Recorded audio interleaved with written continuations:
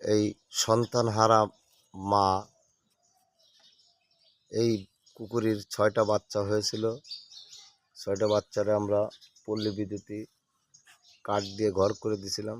অন্য একটা কুকুর এসে তার বাচ্চা ৬টাকে মারে ফেলছে।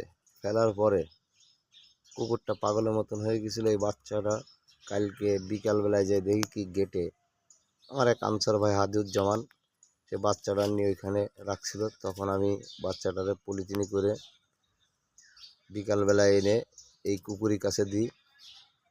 দেওয়ার পরে এ একটু আদর করতেছিল না। তারপর রাত্রে বাচ্চাটারে বাইরে দিয়ে আসছিল, আবার চলে সকালবেলা আমি হাঁটতে গেছি, তখন বাচ্চাটা আমার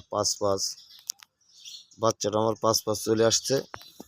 আসার পরে আমাদের এই এপিসি আনিস উস্তাদ এই বড় কুকুরটারে একটুক থাকতে নিয়ে এসে মানুষ করে ক্যাম্পে বড় করছিল। সে এখন যশোর জেলায় পোস্টিং, মনিরামপুরে।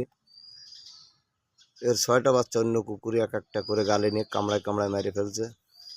ফেলার পরে এই বাচ্চাটা কোথার থেকে আসছে যায় না, গেটে পাইছি, পাই ওরা আইনে দেওয়ার পরে তার মা একটু করছিল সংকোচ করার পরে তার ঠাইসে ধরে রেখে দুধ খাওয়ালাম।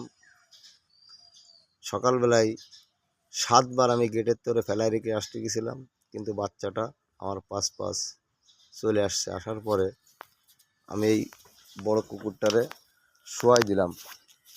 আইসো আইসো, শো শো শো শো। একে কথা বললে সে কথা শোনে, শুতে বললে শোই। আইসো, শুয়ে পড় শুয়ে পড় শুয়ে পড় শুয়ে পড় শুয়ে পড়, যা দুধ খা। ওই যে অন্য একটা কুকুরের বাচ্চা এনে এর কাছে দিয়ে দুধ খাওয়াচ্ছি।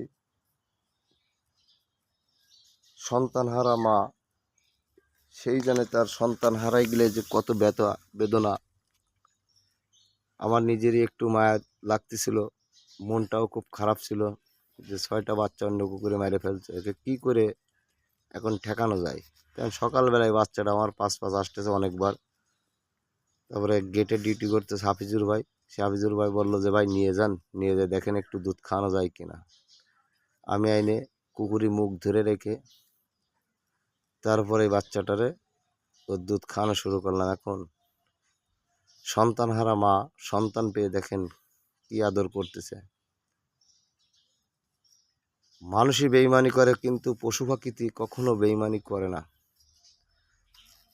তাহলে আল্লাহ পাক জানে যে কার ওসিলায় কে কত দূর এগিয়ে যেতে পারবে।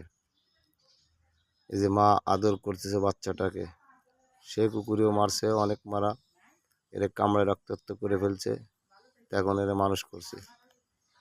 আল্লাহ হাফেজ, সবাই আমার জন্য দোয়া করবেন। আমি আনসার হাসানুল ইসলাম, পল্লী বিদ্যুৎ।